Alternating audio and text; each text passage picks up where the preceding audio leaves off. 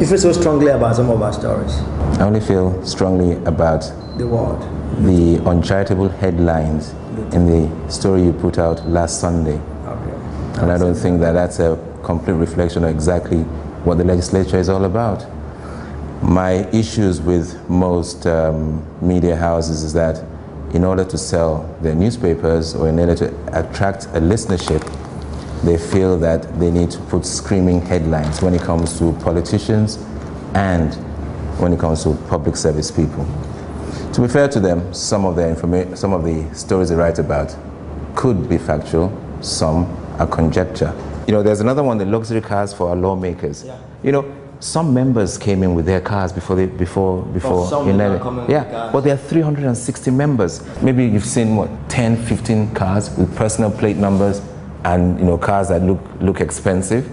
They are expensive. And you feel that that's the life of every member. It's not the case. Some of them. Yeah, but you see, the luxury cars of our lawmakers, what it is implying is that all these chaps, right? While we are suffering. Yeah, while we're suffering. And that is not the case. You see, you can't. You see, it's just like me sitting down today and say, look, all journalists take brown envelope.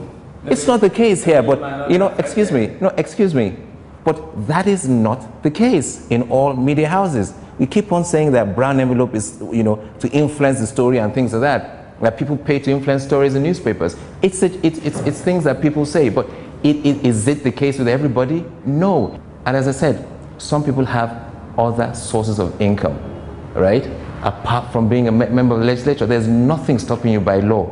The only thing that I say is that you cannot be in an executive position. That's all. So if I sit on a board, or excuse me, if I before I became a lawmaker, I was a director, a non-executive director in a company that's making, you know, huge sums of money, and I wish to ride in a Mercedes, what should stop that?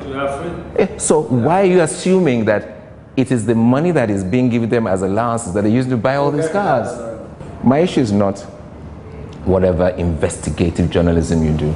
My issue is that you must also have to look at the legislature, the strides they're making, right? The challenges that they're facing. Like what? Right? No, as an institution, right? One of the big issues that keeps on going around is the issue of the budget. And everybody keeps on saying, oh, the legislature has done nothing. They're sitting on the budget. They're changing the budget because they want to do this and they want to do that. How much does the budget I think you can check with the finance department. They won't be that. Well, I'm not going to be listening to you. They're the people to do that. They're the people to do that. No, you see, I have a salary, and if I get my pay slip, I can give it to you. Right? Yes, I promise you that. That's no. You can put that on this thing. No, but that's no. Let me tell you. Not reflected on the basic, or everything is reflected on the basic. All what we get is reflected on the basic. And what I'm trying to make you understand, right, clearly, is that whatever a member is given to spend, he is authorized to get that money. Now, in the budget of the National Assembly, there are various areas that monies are expended upon. Expended upon travel, they're expended on constituency office, constituency projects. No. Excuse me, no. That's not the case. But I suggest you don't publish my payslip. I can give it to you for to look at, but don't publish my payslip. You want me to? But I would like to. No, I'm saying categorically. I should not publish it. Don't publish my payslip. I give it to you as evidence. Why do you want me to publish? Why do you want to publish my payslip? Because you are the servant of the people. Yes, in as much as I'm the servant of the people. Yes, in as much as I'm the servant of the people. That would help you for you. That would. But as I said, going back to that, it's not an issue for me. The issue is that some members have come to the National Assembly with their cars. Some members have been in private business before they came in. You know? The expenditure has been increasing from 1999 to 2009. What is the, has it been increasing in exponentially or what? I'm afraid my mathematics is wrong. If you can explain that, then let's. And this trend is beyond inflationary trends. Well, I don't have the analysis, and if I do the analysis, I'll be able to comment upon that. things have increased from 1999 to date, and that is true. My salary has increased. Well, according to what? Excuse me. According to what? RAMFAC. Yes, RAMFAC has gone. Right? Yes, things have increased. But if you're giving me that now, publish the other side of government. There are 3 arms of government. Yeah, we publish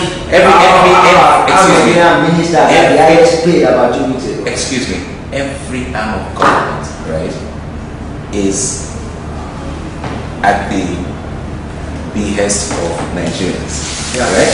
Both the judiciary, both the executive, both the, no, there's no supposedly there.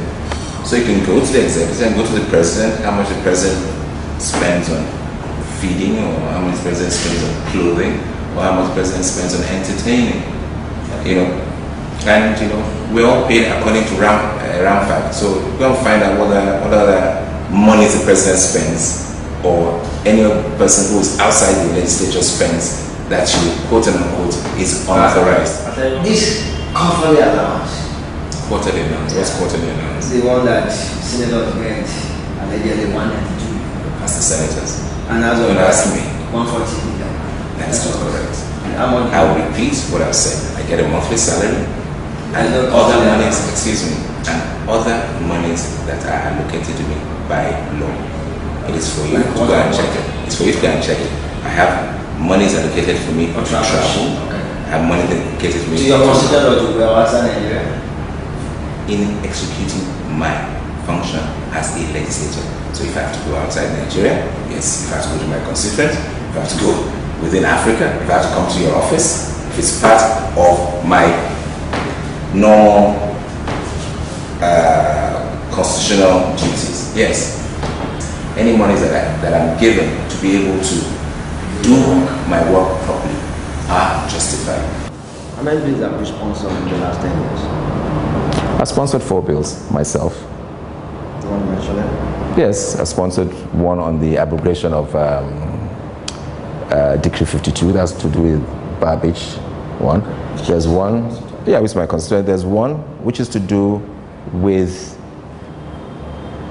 disaster management, which we did at the beginning. Yeah, not only even that, even normal natural disasters, crashes and things like that, which has gotten first reading. I was part of the one for the budget office, setting up a budget office, which is key. I started it off. It died in the first, because you see, when you do bills in the first session, when it's not passed, you start it again. I was part of the second one, right, as well, everyone. But those are my focus, right? Economic manage my focus. The fourth one was to do with the issue of, I think it was to do with the issue, it was to do with issues on education. I can't remember exactly, because it was with another colleague of mine in 1999. We passed the budget office, right, in the House. It hasn't been passed in the Senate. So one of the Babbage has not been passed? No, it was read second time, and it was passed to committee, and it was never passed. But that was politics as well.